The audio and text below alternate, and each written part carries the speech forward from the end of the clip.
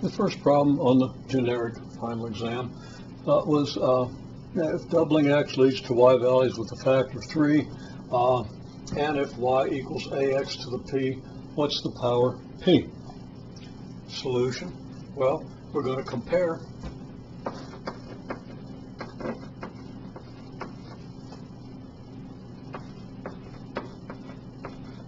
values of y, and maybe I could have written that correctly.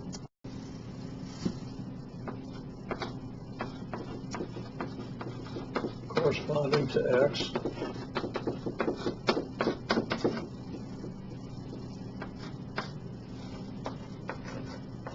and to 2x.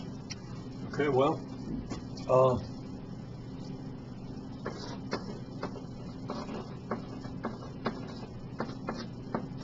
compare what we'll call y1 equals ax to the p, and y2 equals a times 2x raised to the p. Now, the factor is supposed to be 3. That means, okay, well, we've doubled x. The factor has to be 3. What do we mean by a factor of 3? There's still some confusion on that after the final. Factor of 3 means it's 3 times as big. Okay? So, factor 3 implies that y2 over y1 equals 3. But y2 over y1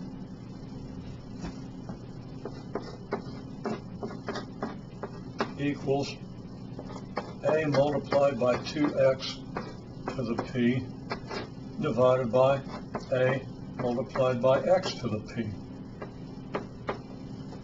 Well, now, first thing, if we divide a by a, we get 1, so the a's divide out.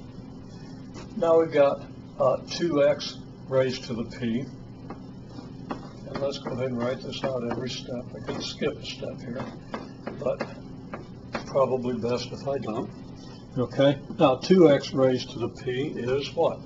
It's 2 to the p multiplied by x to the p. And I'll remind everybody that you don't want to be fuzzy on the laws of exponents. You want to make sure you understand them all completely. Okay, well, when we divide this, x to the p is divided by x to the p, and that leaves us 2 to the p. What's our conclusion? Well, y2 over y1 equals 3, y2 over y1 equals 2 to the p. So 2 to the p equals 3. Now at this point, yeah, you would need to use a calculator, and that would be perfectly legitimate here. You're going to need to use one no matter how you solve this. You can use trial and error to find p. That's acceptable because I'm not assuming that everybody's had pre-calculus and everybody knows how to solve an exponential equation at this point. Excuse me. Or you could use logarithms. Okay?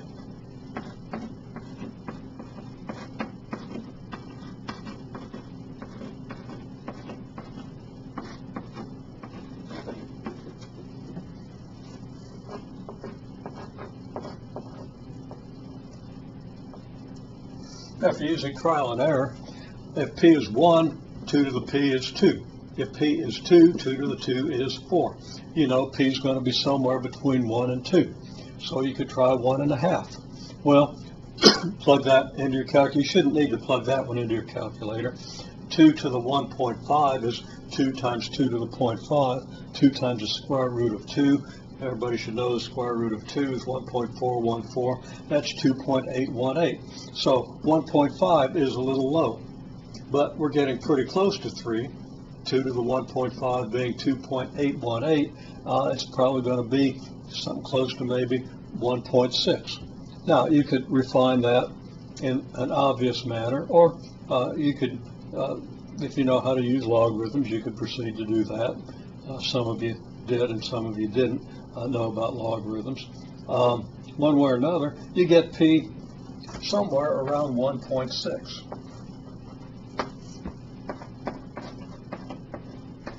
So now we know that y equals a times 2 to the 1.6. We don't yet know a, but we do know that whatever this function is, if doubling x leads to y values with factor 3, then y equals a times 2 to the 1.6 power. And this, of course, is an approximation to the correct power. The correct power rounds off to 1.585 to 4 significant figures.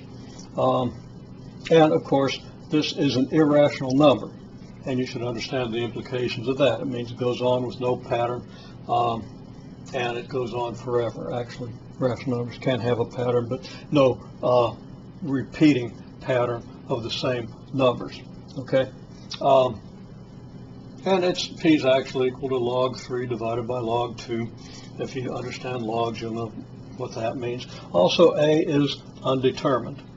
Now, I want to, and that would answer the question. Okay? Any reasonable attempt after getting the 2 to the p equals 3 to figure out what p is would get you full credit. Just getting down to here would get substantial credit. Okay, now I just made a really ignorant error. I wrote down 2 instead of x here. The function is ax to the p, not a times 2 to the p. And I was about to say something related to what happens for different values of x, as you'll see in a minute, and realized what I was about to say made no sense whatsoever in terms of what I'd written down. So this is the correct function. The correct power is 1.6, approximately 1.585. Now I'm going to construct quickly a graph of a function with this characteristic, a general graph. Now, I'll comment more on this later, but people are constructing these graphs by plugging in numbers, picking x values that double and getting numbers for y values. That is not what we did, and it's not what you want to understand. I know it's difficult to make a jump because this is a little more abstract than what you're used to doing, but let's see what I mean here. Okay, in the first place, most of the graphs that I saw were way too steep. They were very narrow. Okay, they'd just be here. Okay, we want a graph to span as much area as we can so that we can use the graph more realistically. So what I'm going to say is the way to construct this graph is going to be to pick a point out here so that your graph, which is going to start at 0, is going to end up covering a lot of area rather than just a very narrow strip this way or this way. And what we're going to do then is we're going to project down here, and we're going to project over to here. And of course, we've done this. We've done this as a group in class and so forth. And we didn't put any numbers on the graph. You don't want any numbers on your graph when you draw the unscaled graph. Okay, so we have this point here, and here's our x value. Okay, now we're talking about that y basically increases by a factor of 3, which means it triples every time x doubles. Y doesn't increase by 3 units every time. It increases by a factor of 3, and a factor of 3 means it's multiplied by 3. Okay, and it's important to understand that word factor. Now, we start with this point, and since we're doubling x values, well, this rule also then says that if we cut the x value in half, then y values change by a factor of 1/3. Okay, so that should be pretty clear. So let's just cut this x value in half, okay? So right here would be an x value that's half as great as this. Now here's a y value. We want to cut that down to 1/3. Let's see, if it's this big, this big, this big, it'll be a little bigger than that. So I think maybe that would be 1/3. That's pretty close. Okay, so here y is cut from this value to this value. It's cut down to 1/3, which means then that this point is going to lie in the graph. Again, notice there are no numbers. Not putting any numbers down here. We'll put numbers on here after we've constructed the general graph that has this characteristic. Okay, now let's go ahead and cut this in half. That puts us about here. And we'll cut this down to 1/3. I believe that'll put us about here. And it's okay if you measure these distances. If you have reason to want a really, really accurate graph, that would be a good idea.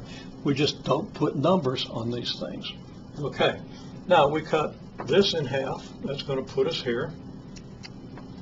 And we cut this down to 1/3. And that's going to put us down here pretty low. And then we know that if we keep cutting our x values in half and cutting our y values in by a factor of 3 down to 1/3, we're going to keep getting closer and closer to, but not quite reaching, the origin. The origin is then a limit point. And there's a more precise definition of a limit point that you'll see when you take calculus. But there's a limit point here at 0, so we're going to actually include 0, 0 on the graph. And now we construct our curve, and we've got a reasonable graph for this criterion. Okay, now we're going to choose a point for 210, and it says relabel. Actually, we haven't labeled anything, so there's no re involved. We're going to label the graph accordingly. Okay, now what point do you choose? Well, the overwhelming tendency is to choose one of these points that we've marked, and that's not a good tendency, because depending what you're trying to model, there's probably another point that is more appropriate to the situation than one of these points, although one of these points would probably work okay. And it might just be that maybe you just want to choose the point on the graph that you love best. Okay, why would you love this point or this point or this point or this point best out of all the infinite number of points on the graph? There's zero probability that you're going to love one of these points better than any of the other points, okay? Because there are infinitely many more such points, more points other than the 4 that we've marked, okay? Now, in my case, the point that I love best is right about here, okay? Now, you might love this point or another point, but, this is one I love best. Okay, so this is going to be 2.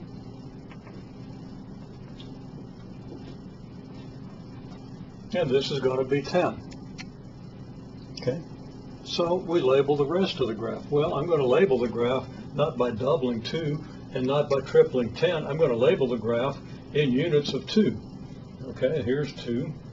And let's see if I keep my units constant. Here's 2, and here's 2. So this would be 4, 6, and 8. I don't know if my spacing is all that consistent. It looks like I got wider as I went. So I'm not getting real good estimates out of this, okay? If I'm a little more careful or actually measure these distances, maybe I can do better. Okay, well, here's 10. Well, then here would be 20. And an equal distance maybe here, 30. That distance is bigger than that distance. That's too high. We'll put 30 about here. Gets a little sloppy, but here's 40. Okay, not sure which one's 30, but there 40, maybe 50 here. Okay, and then if I double that, I get 100 up here. And I can mark some points in between. Okay, well, that's a labeling. Now I could fix my labeling out here. As I say, I started getting a little wide with these estimates here of 6 and 8. And I'm not sure I got units of 10 exactly right. But I have now a graph that I can use to estimate other values. Now, estimation isn't the big point here, okay? We would want to get the formula for this function, and we can do that in a way I'll show in a minute. But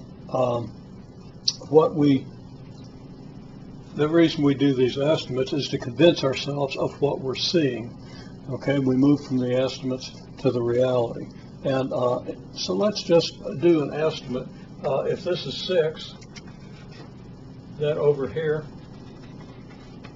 we have what looks to be about maybe 70. So I'm saying that 670 should be fairly close to a point on the graph of this function.